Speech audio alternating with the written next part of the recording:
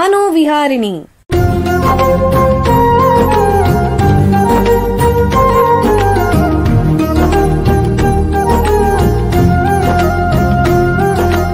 ಬೆಂಗಳೂರಿನ ನಿಮ್ಹಾನ್ಸ್ ವತಿಯಿಂದ ಮಾನಸಿಕ ಆರೋಗ್ಯ ಮತ್ತು ನರವಿಜ್ಞಾನ ಕುರಿತ ಪ್ರಾಯೋಜಿತ ಶಿಕ್ಷಣ ಮಾಲಿಕೆ.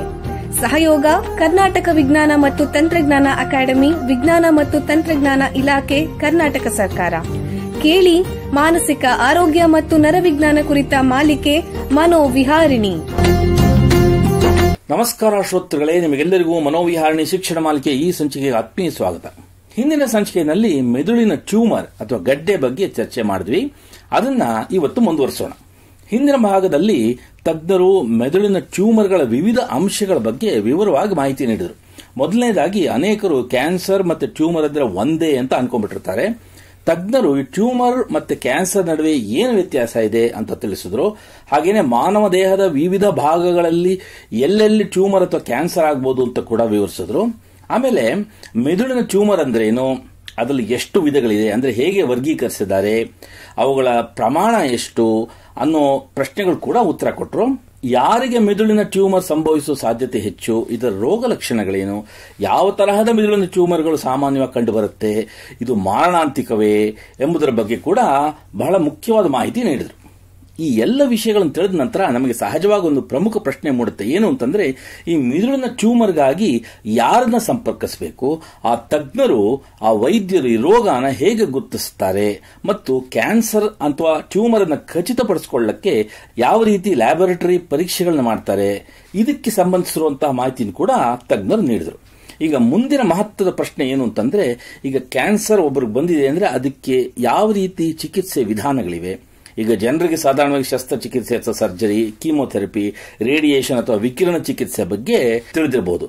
ಇವುಗಳನ್ನ ಮೆದುಳಿನ ಟ್ಯೂಮರ್ಗಳಿಗೆ ಹೇಗೆ ಅನ್ವಯಿಸ್ತಾರೆ, ಇತ್ತೀಚಿನ ಮಾಹಿತಿ ಏನು, ಎಲ್ಲಾನು ನಮ್ಮ ತಜ್ಞರಿಂದ ಈಗ ತಿಳ್ಕೊಳ್ಳೋಣ. ನರಶಸ್ತ್ರ ಚಿಕಿತ್ಸೆ ಕ್ಷೇತ್ರದಲ್ಲಿ ಸುಮಾರು 20 ವರ್ಷಗಳಿಂದ ವೈದ್ಯಕೀಯ ಸೇವೆ ಮತ್ತು ಸಂಶೋಧನೆ ಮಾಡ್ತಾ ಇರೋ ನಿಮ್ಹಾನ್ಸ್ನ ನ್ಯೂರೋ ಸರ್ಜರಿ ವಿಭಾಗದಲ್ಲಿ ಪ್ರಾಧ್ಯಾಪಕರಾಗಿರುವಂತಹ ಡಾಕ್ಟರ್ ವಿಕಾಸ್ ಅವರು ನಮ್ಮ ಜೊತೆ ಇದ್ದಾರೆ. ಅವ್ರನ್ನ ಸ್ವಾಗತಿಸೋಣ. ನಮಸ್ಕಾರ ಡಾಕ್ಟರ್ ವಿಕಾಸ್ ಅವರೇ. ನಮಸ್ಕಾರ ಸರ್. ನಿಮಗೆ ಈ ಕಾರ್ಯಕ್ರಮಕ್ಕೆ ಸ್ವಾಗತ. ಅವ್ರ ಜೊತೆ ಅದೇ ವಿಭಾಗದಲ್ಲಿ ಸುಮಾರು 15 ವರ್ಷಗಳಿಂದ ಸೇವೆ ಸಲ್ಲಿಸ್ತಾ ಇರೋ ಹೆಚ್ಚುವರಿ ಪ್ರಾಧ್ಯಾಪಕರಾಗಿರುವಂತಹ ಡಾಕ್ಟರ್ ನಿಶಾಂತ್ ಸದಾಶಿವ ಅವರು ಕೂಡ ನಮ್ಮ ಜೊತೆ ಇದ್ದಾರೆ. ಅವ್ರನ್ನ ಕೂಡ ಸ್ವಾಗತಿಸೋಣ. ನಮಸ್ಕಾರ ಡಾಕ್ಟರ್ ನಿಶಾಂತ್ ಅವರೇ. ನಮಸ್ತೆ. ನಿಮಗೆ ಈ ಕಾರ್ಯಕ್ರಮಕ್ಕೆ ಸ್ವಾಗತ. ಡಾಕ್ಟರ್ ವಿಕಾಸ್ ಅವರೇ, ನಿಮಗೆ ಮೊದಲನೇ ಪ್ರಶ್ನೆ ಏನು ಅಂತಂದ್ರೆ, ಈ ಮೆದುಳು ಗಡ್ಡೆಗಳಿಗೆ ಸಾಧಾರಣವಾಗಿ ಯಾವ ರೀತಿ ಚಿಕಿತ್ಸೆ ಮಾಡ್ತೀರಾ ಮತ್ತು ಈ ಚಿಕಿತ್ಸೆಯ ವಿವಿಧ ಹಂತಗಳೇನು ದಯವಿಟ್ಟು ತಿಳಿಸಿ. ತೊಂದರೆ ಇರುವಂತ ಪೇಷಂಟ್ಸ್ ಹಲವಾರು ರೀತಿಯ ತೊಂದರೆಗಳು, ಅಂದ್ರೆ ನ್ಯೂರಲಾಜಿಕಲ್ ಸಿಂಪ್ಟಮ್ಸ್ ಅಂತ ನಾವು ಹೇಳ್ತೀವಿ. ಅದು ದೃಷ್ಟಿಯ ಸಿಂಪ್ಟಮ್ಸ್ ಇರಬಹುದು, ಕಿವಿ ಕೇಳುವುದರಲ್ಲಿ ಕಮ್ಮಿ ಇರಬಹುದು, ಕೈಕಾಲ್ ವೀಕ್ನೆಸ್ ಆಗಿರಬಹುದು ಅಂತ ಬೇರೆ ಬೇರೆ ರೀತಿಯಲ್ಲಿ ಬರ್ತಾರೆ. ಸೊ ಅದಕ್ಕೆ ತಕ್ಕಂತೆ ನಾವು ಕ್ಲಿನಿಕಲ್ ಎಕ್ಸಾಮಿನೇಷನ್ ಅಂದ್ರೆ ಪೇಷಂಟಿನ ಸಿಂಪ್ಟಮ್ಸ್ ಅನ್ನು ನಾವು ತಿಳಿದುಕೊಳ್ತೀವಿ. ಅದಕ್ಕೆ ತಕ್ಕಂತೆ ಪೇಷಂಟ್ ನ full head to toe examination ಅಂದ್ರೆ ಪೂರ್ತಿ ಚೆಕ್ಅಪ್ ಅಂತ ಮಾಡ್ತೀವಿ. ಸೊ ಅದರಲ್ಲಿ ನಾವು ತಿಳ್ಕೊಳ್ತೀವಿ ಯಾವ ಅಂಗಗಳಲ್ಲಿ ಏನೇನು ತೊಂದರೆಗಳಿವೆ ಅಂತ ತಿಳ್ಕೊತೀವಿ. ಯಾಕಂದ್ರೆ ಒಂದೇ ಸಿಂಪ್ಟಮ್ ಪೇಷಂಟ್ ಬಂದಿದ್ರು ಅದಕ್ಕೆ ಬೇರೆ ಸೈನ್ಸ್ ಅಂತ ಕಂಡುಹಿಡಿಯಲು ಸಾಧ್ಯತೆ ಇದೆ. ಅದನ್ನು ಈ ಎರಡು ವಿಷಯಗಳನ್ನ ತಿಳಿದು ನಾವು ಸ್ಕ್ಯಾನ್ ಅಂತ ಮಾಡಿಸ್ತೀವಿ. ಸ್ಕ್ಯಾನ್ ಅನ್ನೋದು ಹಲವಾರು ರೀತಿಯಲ್ಲಿ ಬರುತ್ತೆ. ಒಂದು CT ಸ್ಕ್ಯಾನ್ ಅಂತ ಬರುತ್ತೆ, ಇನ್ನೊಂದು MRI ಸ್ಕ್ಯಾನ್ ಅಂತ ಬರುತ್ತೆ, PET MRI ಅಂತ ಬರುತ್ತೆ, ಮತ್ತೆ ಸ್ಪೆಕ್ಟ್ ಅಂತ ಬರುತ್ತೆ. ಸೊ ಯಾವ ರೀತಿಯ ಸ್ಕ್ಯಾನ್ ನಾವು ಪೇಷಂಟ್ಗೆ ಅಡ್ವೈಸ್ ಮಾಡ್ತೀವಿ ಅದು ಪೇಷಂಟಿನ ರೋಗ ಗುಣದ ತಕ್ಕಂತೆ ನಾವು ತಿಳಿಸ್ತೀವಿ. ತುಂಬಾ ಪೇಷಂಟ್ಸ್ಗೆ CT ಸ್ಕ್ಯಾನ್ ನಂತರ MRI ಸ್ಕ್ಯಾನ್ ಅಂತ ಮಾಡ್ತೀವಿ. ಸೊ MRI ಸ್ಕ್ಯಾನ್ ಅಂತ ಒಂದು ಸ್ಕ್ಯಾನ್ ಇದ್ದರೂ ಅದರಲ್ಲಿ ಹಲವಾರು ಸೀಕ್ವೆನ್ಸಸ್ ಅಂತ ಬರುತ್ತೆ. ಸೊ ಆ ಸೀಕ್ವೆನ್ಸಸ್ ಮೂಲಕ ನಾವು ಎರಡು ವಿಷಯಗಳನ್ನ ತಿಳ್ತೀವಿ. ಒಂದು, ಯಾವ ಜಾಗದಲ್ಲಿ ಮೆದುಳಿನ ಯಾವ ಜಾಗದಲ್ಲಿ ಯಾವ ಟ್ಯೂಮರ್ ಕಾಣಿಸ್ಕೊತಿದೆ, ಅದರದ್ದು ಲಕ್ಷಣಗಳು, ಅಂದ್ರೆ ಅದು ಯಾವ ತರ ಟ್ಯೂಮರ್ ಇರ್ಬೋದು, ಸ್ವಾಭಾವಿಕ ಟ್ಯೂಮರ್ ಇಲ್ಲ ಅಂದಿದ್ರೆ ಮ್ಯಾಲಿಗ್ನೆಂಟ್ ಕ್ಯಾನ್ಸರ್ ಅಂತ ನಾವು ತಿಳ್ಕೊಳ್ಳೋದಕ್ಕೆ ಪ್ರಯತ್ನ ಪಡ್ತೀವಿ. ಎರಡನೇದಾಗಿ, ಈ ಟ್ಯೂಮರ್ ನ ನಾವು ಯಾವ ರೀತಿಯಲ್ಲಿ ಟ್ರೀಟ್ ಮಾಡಬೇಕು. ಈಗ ಸಣ್ಣ ಟ್ಯೂಮರ್ ಇದ್ದಿದ್ರೆ ಒಂದೊಂದು ಟ್ಯೂಮರ್ಸ್ ನಾವು ಆಪರೇಷನ್ ಕೂಡ ಮಾಡೋದಿಲ್ಲ, ನಾವು ಅದನ್ನ ಬರೀ ಅಬ್ಸರ್ವೇಷನ್ ಅಂತ ಇಟ್ಕೋತೀವಿ. ಮತ್ತೆ ಹಲವಾರು ಟ್ಯೂಮರ್ಸ್ ನ ನಾವು ಆಪರೇಷನ್ ಮಾತ್ರ ಅಂತ ಹೇಳ್ತೀವಿ. ಕೆಲವು ಟ್ಯೂಮರ್ಸ್ ನ ನಾವು ಆಪರೇಷನ್ ನಂತರ ಬೇರೆ ತರ ಟ್ರೀಟ್ಮೆಂಟ್ಸ್, ಅಂದ್ರೆ ಬೇರೆ ತರ ಕ್ಯಾನ್ಸರ್ಸ್ಗೆ ಯಾವ ತರ ಟ್ರೀಟ್ಮೆಂಟ್ ಕೊಡ್ತೀವಿ ಅಂದ್ರೆ ಆಪರೇಷನ್ ನಂತರ ಕೀಮೋಥೆರಪಿ, ರೇಡಿಯೇಷನ್ ಅಂತ ಟ್ರೀಟ್ಮೆಂಟ್ಸ್ ಕೂಡ ನಾವು ಪ್ರಿಸ್ಕ್ರೈಬ್ ಮಾಡ್ತೀವಿ. ಸೊ ಟ್ಯೂಮರ್ ನ ಗುಣ ನಾವು ಹಲವಾರು ರೀತಿನಲ್ಲಿ ತಿಳ್ಕೊಳ್ಳೋದು. ಒಂದು ಸ್ಕ್ಯಾನ್ ಮೂಲಕ, ಇನ್ನೊಂದು ಪೇಷಂಟ್ ಯಾವ ರೀತಿ ಪ್ರೆಸೆಂಟೇಷನ್ ಅಂದ್ರೆ ಎಷ್ಟು ಟೈಮ್ ನಲ್ಲಿ ರೋಗ ಲಕ್ಷಣಗಳು ಕಾಣಿಸಿಕೊಂಡಿವೆ, ಅದ್ರ ಮೂಲಕ ನಾವು ಟ್ರೀಟ್ಮೆಂಟ್ ನಾವು ಅಳವಡಿಸ್ತೀವಿ. ಹಲವಾರು ಮೆದುಳಿನ ಟ್ಯೂಮರ್ಸ್ ಗೆ ನಾವು surgery first line of treatment ಅಂದ್ರೆ ಆಪರೇಷನ್ ಮೂಲಕ ಟ್ಯೂಮರ್ ನ ತೆಗೆಯಬೇಕು ಅಂತ ನಾವು ಪೇಷಂಟ್ಗೆ ತಿಳಿಸ್ತೀವಿ. ರೋಗಿಗೆ ಆ ಆಪರೇಷನ್ ಮಾಡಲೇಬೇಕಾ ಅಂತ ಜನರಲ್ ಆಗಿ ಎಲ್ಲ ಪೇಷಂಟ್ಸ್ ನಮ್ಮ ಹತ್ರ ಕೇಳ್ಕೊತಾರೆ. ಬಟ್ ಮಿದುಳಿನ ರೋಗಗಳಿಗೆ ಶಸ್ತ್ರಚಿಕಿತ್ಸೆನೇ ಮೊದಲನೇ ಟ್ರೀಟ್ಮೆಂಟ್. ಅದಲ್ಲದ ಬೇರೆ ಟ್ರೀಟ್ಮೆಂಟ್ಸ್ ರೇಡಿಯೇಷನ್ ಎರಡು ರೀತಿನಲ್ಲಿ ಬರುತ್ತೆ. ಒಂದು ಜನರಲ್ ರೇಡಿಯೇಷನ್, ಮತ್ತೆ ನಮ್ಮಲ್ಲೇ ಇರುವಂತ ಗಾಮಾ ನೈಫ್. ಡಾಕ್ಟರ್ ನಿಶಾಂತ್ ಅವರು ಅದ್ರ ಬಗ್ಗೆ ಡೀಟೇಲ್ ಆಗಿ ಮಾತಾಡ್ತಾರೆ.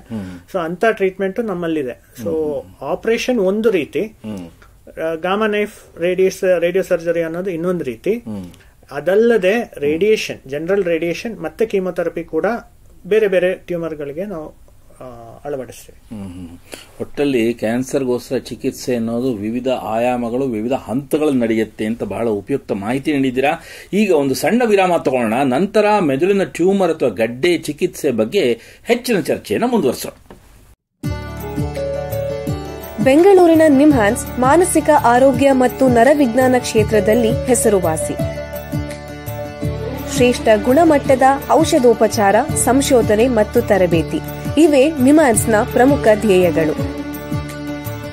ದೇಶದ ವಿವಿಧ ಭಾಗಗಳಿಂದ ಬರುವ ಲಕ್ಷಾಂತರ ಜನರಿಗೆ ಚಿಕಿತ್ಸೆ ನೀಡುವ ನಿಮ್ಹಾನ್ಸ್ಗೆ ರಾಷ್ಟ್ರೀಯ ಪ್ರಾಮುಖ್ಯತಾ ಸಂಸ್ಥೆ ಎಂಬ ಗೌರವ.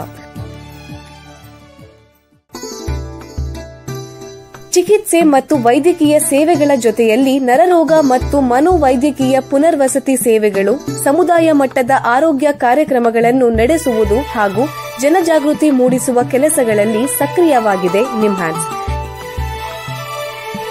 ಈ ನಿಟ್ಟಿನಲ್ಲಿ ಆಕಾಶವಾಣಿಯ ಶ್ರೋತೃಗಳಿಗೆ ನರಮಂಡಲ ಮತ್ತು ಮಾನಸಿಕ ಆರೋಗ್ಯದ ಬಗ್ಗೆ ಉಪಯುಕ್ತ ಮಾಹಿತಿ ನೀಡುವುದೇ ಕರ್ನಾಟಕ ವಿಜ್ಞಾನ ಮತ್ತು ತಂತ್ರಜ್ಞಾನ ಅಕಾಡೆಮಿಯ ಸಹಯೋಗದೊಂದಿಗೆ ಮೂಡಿಬರುತ್ತಿರುವ ಈ ಮನೋವಿಹಾರಿಣಿ ಶಿಕ್ಷಣ ಮಾಲಿಕೆಯ ಮೂಲ ಉದ್ದೇಶ. ವಿರಾಮದ ನಂತರ ಮನೋವಿಹಾರಣಿಯ ಈ ಸಂಚಿಕೆಗೆ ನಿಮಗೆಲ್ಲರಿಗೂ ಮತ್ತೊಮ್ಮೆ ಸ್ವಾಗತ. ವಿರಾಮಕ್ಕೆ ಮುಂಚೆ ಮೆದುಳಿನ ಟ್ಯೂಮರ್ ಅಥವಾ ಗಡ್ಡೆ ಬಗ್ಗೆ ಯಾವ ರೀತಿ ಚಿಕಿತ್ಸೆ ಮಾಡಬೇಕು ಅಂತ ನಿಮ್ಹಾನ್ಸ್ನ ತಜ್ಞನಾದ ಡಾಕ್ಟರ್ ವಿಕಾಸ್ ಅವರ ಹತ್ರ ಮಾತಾಡ್ತಾ ಇದ್ವಿ. ಅವರು ಹೇಳಿದ ಪ್ರಕಾರ ಯಾವುದೇ ರೀತಿಯ ಗಡ್ಡೆ ಆದ್ರೂ ಫಸ್ಟ್ ಲೈನ್ ಆಫ್ ಟ್ರೀಟ್ಮೆಂಟ್, ಮೊದಲ ಹಂತದಲ್ಲಿ ಶಸ್ತ್ರಚಿಕಿತ್ಸೆ ಮಾಡಬಹುದು. ಆದರೆ ಇದು ಎಲ್ಲ ರೀತಿಯ ಗಡ್ಡೆಗಳಿಗೆ, ಎಲ್ಲ ರೀತಿಯ ರೋಗಿಗಳಿಗೆ ಅನ್ವಯಿಸೋದಿಲ್ಲ ಅನ್ನೋದು ವಿವರವಾಗಿ ಹೇಳಿದ್ರು. ನಂತರ ರೇಡಿಯೋ ಥೆರಪಿ ಅಥವಾ ಕೀಮೋಥೆರಪಿ ಬಗ್ಗೆ ಕೂಡ ಹೇಳಿದ್ರು. ಮುಂದಿನ ಪ್ರಶ್ನೆಯನ್ನ ಡಾಕ್ಟರ್ ನಿಶಾಂತ್ ಸದಾಶಿವ ಅವ್ರನ್ನ ಕೇಳೋಣ. ಡಾಕ್ಟ್ರೇ, ಇದು ಈ ರೇಡಿಯೋ ಸರ್ಜರಿ ಅಂತಂದ್ರೆ ಏನು ಮತ್ತು ಇದನ್ನ ಈ ಮೆದುಳುಗಡ್ಡೆಗೆ ಹೇಗೆ ಉಪಯೋಗಿಸ್ತಾರೆ ದಯವಿಟ್ಟು ತಿಳಿಸಿ. ರೇಡಿಯೋ ಸರ್ಜರಿ ಅಂದ್ರೆ ಶಸ್ತ್ರಚಿಕಿತ್ಸೆ ಇರಬಹುದು ಅನ್ನೋ ಯೋಚನೆ ಬರುತ್ತೆ ಯಾರಿಗಾದ್ರೂ. ಆದ್ರೆ ಶಸ್ತ್ರಚಿಕಿತ್ಸೆ ಅಲ್ಲ. ವಿಕಿರಣಗಳನ್ನು ನಮ್ಮ ಮೆದುಳಿನ ಗೆಡ್ಡೆಗೆ ಕೊಟ್ಟು ಅದನ್ನ ಬೆಳೆದಿನೇ ಇರೋ ತರ ಅಥವಾ ಅದನ್ನ ಕರಗಿಸುವ ವಿಧಾನಕ್ಕೆ ರೇಡಿಯೋ ಸರ್ಜರಿ ಅಂತ ಹೇಳ್ತೀವಿ. ನಾವು ಈ ತರಹದ ರೇಡಿಯೋ ಸರ್ಜರಿ ಎಲ್ಲಾ ತರದ ಗೆಡ್ಡೆಗಳಿಗೂ ಕೊಡಲ್ಲ. ವೆಸ್ಟಿಬುಲಾರ್ ಶ್ವಾನೋಮಾ ಅಂತ ಹೇಳ್ತೀವಿ, ಕಿವಿಯ ನರದ ಮೇಲ್ಗಡೆ ಬೆಳೆದು, ಮೆನಿಂಜಿಯೋಮಾ ಅಂತ ಹೇಳ್ತೀವಿ, ಪಿಟ್ಯೂಟರಿ ಅಡಿನೋಮಾ ಅಂತ ಹೇಳ್ತೀವಿ, ಅಥವಾ ಮೆಟಾಸ್ಟೇಸಿಸ್, ದೇಹದಲ್ಲಿ ಬೇರೆ ಕಡೆ ಯಾವ್ದಾದ್ರು ಕ್ಯಾನ್ಸರ್ ಇದ್ದು ಮೆದುಳಿಗೆ ಹರಡಿತ್ತಲ್ಲ ಅಂತ ಗೆಡ್ಡೆಗೂ ರೇಡಿಯೋ ಸರ್ಜರಿ ಕೊಡಬಹುದು. ಜೊತೆಗೆ ಟ್ರೈಜೆಮಿನಲ್ ನ್ಯೂರಾಲಜಿಯಾ ಅಂತ ಹೇಳ್ತೀವಿ, ಮುಖದ ನರದಲ್ಲಿ ನೋವು ಬರ್ತಾ ಇರುತ್ತೆ, ಅಂತವ್ರಿಗೂ ಕೊಡಬಹುದು. ಆದ್ರೆ ಕೆಲವು ಕ್ಯಾನ್ಸರ್ಗಳಿರುತ್ತೆ ಬ್ರೈನ್ ಅಲ್ಲಿ, ಅಂತದಕ್ಕೆ ರೇಡಿಯೋ ಸರ್ಜರಿ ಉಪಯುಕ್ತವಾದ ಟ್ರೀಟ್ಮೆಂಟ್ ಅಲ್ಲ. ನಿಮ್ಹಾನ್ಸ್ ಆಸ್ಪತ್ರೆಯಲ್ಲಿ ಒಂದು ತರಹದ ರೇಡಿಯೋ ಸರ್ಜರಿ ಇದೆ, ಅದಕ್ಕೆ ಗಾಮಾ ನೈಫ್ ರೇಡಿಯೋ ಸರ್ಜರಿ ಅಂತ ಹೇಳ್ತೀವಿ. ಅದಕ್ಕೆ ನಾವು ಗೋಲ್ಡ್ ಸ್ಟ್ಯಾಂಡರ್ಡ್ ಅಂಬೋದು. ಇದು ಆಕ್ಯುರೇಟ್ ಅಂತ ಹೇಳ್ತೀವಿ, ನಿಖರವಾಗಿ ಬರೀ ಗೆಡ್ಡೆಗೆ ಮಾತ್ರ ಕಿರಣಗಳು ಹೋಗಿ ಸುತ್ತಮುತ್ತಲಿನ ನಾರ್ಮಲ್ ಬ್ರೈನ್ ನ ಡ್ಯಾಮೇಜ್ ಮಾಡದೇನೆ ಟ್ರೀಟ್ಮೆಂಟ್ ಮಾಡದೆ ರೇಡಿಯೋ ಸರ್ಜರಿ ಅಂತ ಹೇಳ್ತೀವಿ. ರೋಗಿನ MRI ಮಾಡಿ, MRI ಅಲ್ಲಿ ಗೆಡ್ಡೆ ಮಾತ್ರ ಮಾರ್ಕ್ ಮಾಡಿ, ಅಲ್ಲಿ ಒಂದು ಗಾಮಾ ನೈಫ್ ಮೆಷಿನ್ ಅಂತ ಏನಿರುತ್ತೆ ಅಲ್ಲಿ ಹಾಕಿ, ಅದು ಸುತ್ತಮುತ್ತ ರೇಡಿಯೇಷನ್ ಎಮಿಟ್ ಮಾಡ್ತಾ ಇರುತ್ತೆ, ಡಯೋಡ್ಸ್ ಅಂತ ಇರುತ್ತೆ. ಅಲ್ಲಿಂದ ರೇಡಿಯೇಷನ್ ಚಿಕ್ಕ ಚಿಕ್ಕ ಚಿಕ್ಕ ಪಾರ್ಟ್ ರೇಡಿಯೇಷನ್ ಬಹುತೇಕ ತಲೆಯ ಸುತ್ತ ಬಂದು ಅಲ್ಲಿಂದ ಅದು ಮೆದುಳಿನ ಗೆಡ್ಡೆಗೆ ಮಾತ್ರ ಹೋಗಿ ಸುತ್ತಮುತ್ತಲಿನ ಮೆದುಳಿಗೆ ಸಖತ್ತು ಕಡಿಮೆ ವಿಕಿರಣಗಳು ಹೋಗಿ ಜಾಸ್ತಿ ವಿಕಿರಣಗಳು ಗೆಡ್ಡೆ ಮಾತ್ರ ಹೋಗುತ್ತೆ. ಆತರ ಮಾಡೋದ್ರಿಂದ ಗೆಡ್ಡೆ ಇಲ್ಲ ಬೆಳೆದೇನೆ ಇರಲ್ಲ, ಹಾಗೆ ಇರುತ್ತೆ, ಬೆಳೆಯೋದನ್ನ ತಡೆದ್ಬಿಡುತ್ತೆ. ಇಲ್ಲ ಅಂತ ಅಂದ್ರೆ ಕೆಲವು ಗೆಡ್ಡೆಗಳು ಕರಗುತ್ತೆ, ಅದಕ್ಕೆ 6 ತಿಂಗಳು 1 ವರ್ಷಕ್ಕೆ MRI ಸ್ಕ್ಯಾನ್ಗಳನ್ನ ಮಾಡಿ ನಾವು ನೋಡ್ತೀವಿ ಎಷ್ಟು ಕರಗ್ತಾ ಇದೆ ಅಂತ ನೋಡಿ ನಾವು ರೋಗಿಗಳಿಗೆ ಹೇಳಬೇಕಾಗತ್ತೆ. ಡಾಕ್ಟರ್ ವಿಕಾಸ್ ಅವರೇ, ಈಗ ಶಸ್ತ್ರಚಿಕಿತ್ಸೆ ನಂತರ ಚೇತರಿಸಿಕೊಳ್ಳುವ ಸಾಧ್ಯತೆಗಳೇನು ರೋಗಿಗಳಿಗೆ ದಯವಿಟ್ಟು ತಿಳಿಸಿ. ಮೆದುಳಿನ ಶಸ್ತ್ರಚಿಕಿತ್ಸೆ ಅನ್ನೋದು ಯಾವುದೇ ಪೇಷಂಟ್ನ ಜೀವನದ ಒಂದು ಮುಖ್ಯವಾದ ವಿಷಯವಾಗಿ ತಿಳ್ಕೋಬಹುದು. ನಾವು ಆಪರೇಷನ್ ನಂತರ ಎಕ್ಸ್ಪೆಕ್ಟ್ ಮಾಡೋದು ಏನು ಅಂದಿದ್ರೆ, ಆಪರೇಷನ್ ನಂತರದ ದಿನ ಪೇಷಂಟ್ ಬೆಳಿಗ್ಗೆ ಎದ್ದು ಸ್ವತಃ ಟೂತ್ ಪೇಸ್ಟ್ ಬ್ರಷ್ ಮೇಲೆ ಹಾಕಿ ಸ್ವತಃ ಬ್ರಷ್ ಮಾಡಬೇಕು ಅನ್ನೋದು ನಮ್ಮ ಒಂದು ಗೋಲ್. ಇದು ಹಲವಾರು ಮುಕ್ಕಾಲ್ ಭಾಗ ಅಂದ್ರೆ ಒಂದು 90% ಪೇಷಂಟ್ಸ್ ನಲ್ಲಿ ನಾವು ಇದನ್ನ ಅಳವಡಿಸೋದಕ್ಕೆ ಸಾಧ್ಯತೆ ಈಗಿನ ಕಾಲದ ಶಸ್ತ್ರಚಿಕಿತ್ಸೆ ಮೂಲಕ ಮಾಡಬಹುದಂತ ಸ್ಥಿತಿ ಇದೆ. ಒಬ್ಬೊಬ್ಬರಲ್ಲಿ ಪೇಷಂಟ್ಸ್ಗೆ ಕಾಂಪ್ಲಿಕೇಶನ್ಸ್ ಅಂತ ಬರುತ್ತೆ.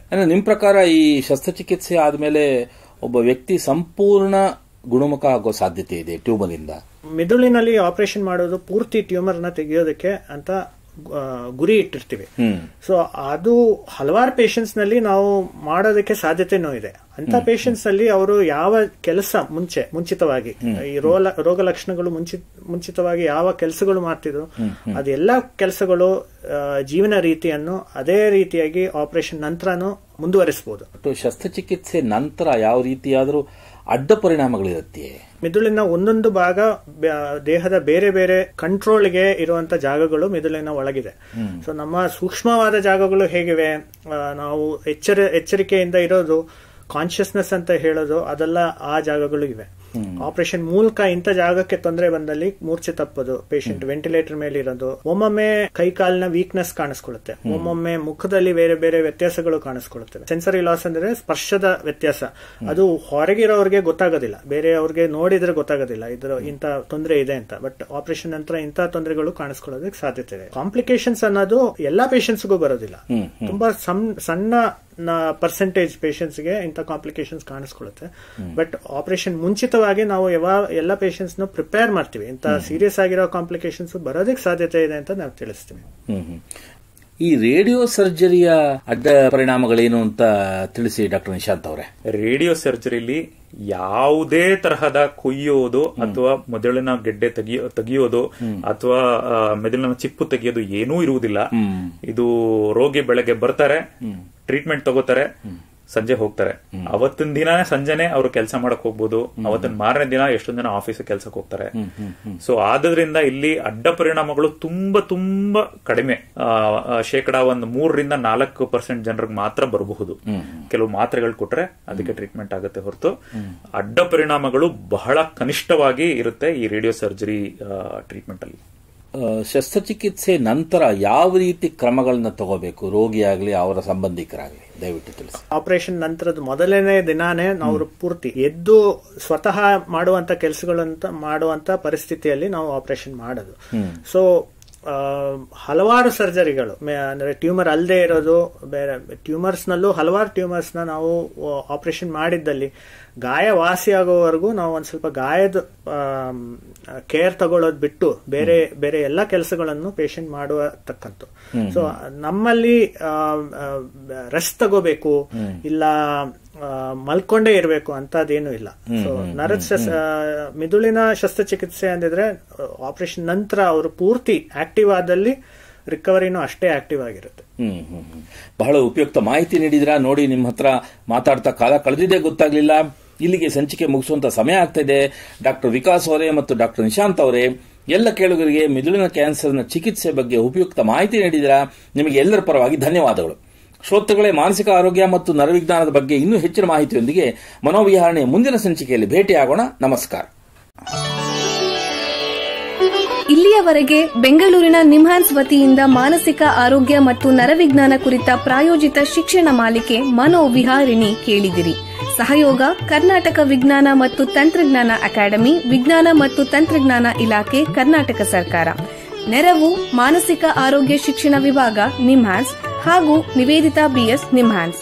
ಸಂಗೀತ ಸಂಯೋಜನೆ ಕೆ ಕಲ್ಯಾಣ್. ಪರಿಕಲ್ಪನೆ, ನಿರೂಪಣೆ ಮತ್ತು ನಿರ್ಮಾಣ ಡಾಕ್ಟರ್ ಎಂಎಂ ಶ್ರೀನಿವಾಸ್ ಭರತ್, ನಿಮ್ಹಾನ್ಸ್. ನಿಮ್ಮ ಸಂದೇಶಗಳನ್ನು ಕಳಿಸಬೇಕಾದ ದೂರವಾಣಿ ಸಂಖ್ಯೆ 7891105524 7899105524. ವಾಟ್ಸ್ಆಪ್ ಸಂದೇಶಗಳು ಮಾತ್ರ. ಈ ಕಾರ್ಯಕ್ರಮದ ಮುಂದಿನ ಸಂಚಿಕೆ ಮುಂದಿನ ವಾರ ಇದೇ ಸಮಯಕ್ಕೆ ಮನೋವಿಹಾರಿಣಿ ಮಾಲಿಕೆಯಲ್ಲಿ.